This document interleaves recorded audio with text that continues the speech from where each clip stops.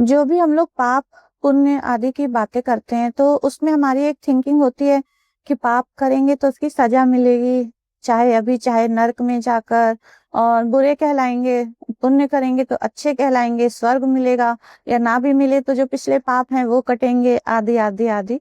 आप मुझसे ज्यादा ही जानते होंगे। लेकिन महाराज जी ने जैसा कि बताया है कि पाप पुण्य का जो हिसाब है ना वो हमारी थिंकिंग से परे है, पहली बात। दूसरी बात कि अगर सिर्फ पुण्य की बात करें तो पुण्य करना बहुत अच्छी बात है, लेकिन वो कहीं ना कहीं एक चिल्लर की तरीके से है कि थोड़ा सा अगर आपने किसी को कुछ खिला दिया तो वो 10 पैसे का पुण्य हो गया, या इस तरीके से। फॉर एग्जाम्पल, पूरी बात सुन लीजिएगा बिना बुरा माने। तो क्या हम लोग को पाप पुण्य के विषय में सोचना ही नहीं है? बिल्कुल सोचना है, लेकिन एक डिफरेंट तरीके से सोचना है।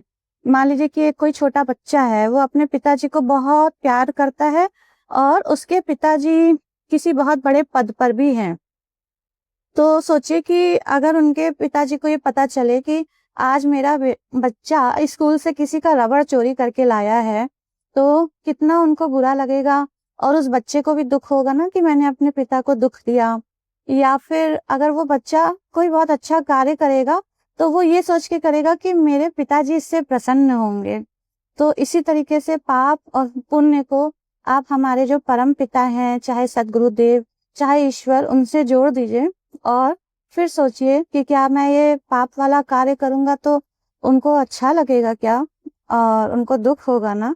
और वो कितनी बड़े पद पर हैं, परम पिता हैं, और मैं उनका बच्चा हूँ, और ये कहा जाएगा देखो इनके गुरु ने इनको अपनाया फिर भी ये कर रहे हैं। इसी तरीके से जब आप पुण्य अलग से सोचेंगे तो वो चिल्लर हो जाएगा, लेकिन जब आप भगवान के प्रीत्यर्थ करेंगे, उनके प्रेम में करेंगे, तो वो सिर्फ पुण्य ही नहीं रह जाएगा, वो तो भक्ति हो जाएगा, प्रेमा भक्ति हो जाएगा। तो बस यही कहना है। और ये आसान तो बिल्कुल है ही नहीं, कुछ भी आसान नहीं होता, लेकिन 100 में अगर आप 10 बार भी ऐसा कर पाए, या 20 बार कर पाए, 8 बार कर पाए, तो भी बहुत ज्यादा बड़ी बात है। तो अब पाप और पुण्य को एक अलग दृष्टि से देखने का अभ्यास शुरू करें, क्योंकि शुरू में तो अभ्यास ही करना पड़ेगा, फिर धीरे धीरे चीजें बदल जाएंगी। और पाप और पुण्य केवल इतनी ही बात नहीं है, जितने भी आध्यात्म मार्ग में चीजें हैं उनके इतने इनफाइनाइट एस्पेक्ट्स हैं कि हम लोग हर उसको कवर ही नहीं कर सकते। तो जैसे जैसे आगे बढ़ते जाएं और जो जो समझ में आता जाए उसी को इनकॉर्पोरेट करते चले जाना चाहिए। जय सिया राम।